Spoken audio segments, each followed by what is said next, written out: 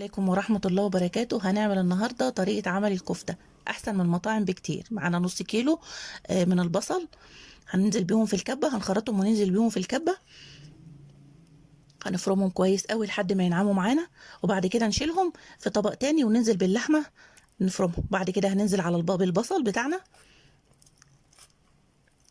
طبعا احنا شيلنا ميه البصل بتاعتنا، هنستخدمها كمان شويه ونقول لكم بايه. حطينا بيضه، معلقه كبيره بيكنج باودر. طبعا معانا الدهنه بتاعتنا لازم يكون معانا 20% من الدهن، ولو في حته ليا هتدي معانا ريحه وطعم كويس حلو قوي.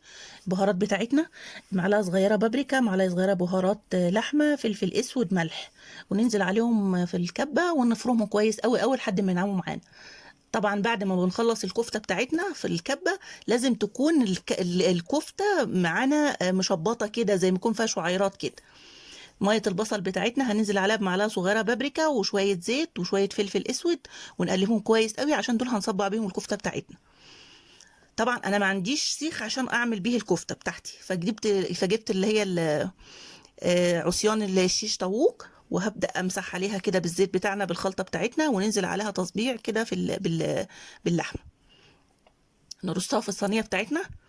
الصينية بتاعتنا طبعا الأرضية معمولة بورق الفويل، ومن فوقها طبقة ورق من الزبدة بتاعتنا عشان الكفتة ما تلزقش في الصينية.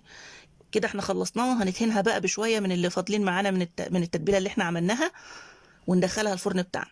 عقبال ما اللحمه بتاعتنا تستوي كده بمعلقه سمنه بلدي ومعاها شويه زيت، نحطهم على النار. وكان عندي الصلصه بتاعتي جاهزه في الفريزر، طلعتها كيلو من الصلصه، كيلو طماطم، وعليهم معلقه صلصه،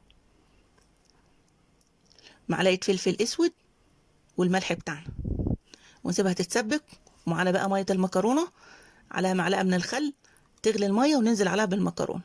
كده المكرونه بتاعتنا اصبحت جاهزه، والكفته بتاعتنا جاهزه، والسلطه وكله تمام. شايفين الكفته؟ شايفين الجمال؟ طعمها ولا اروع من كده.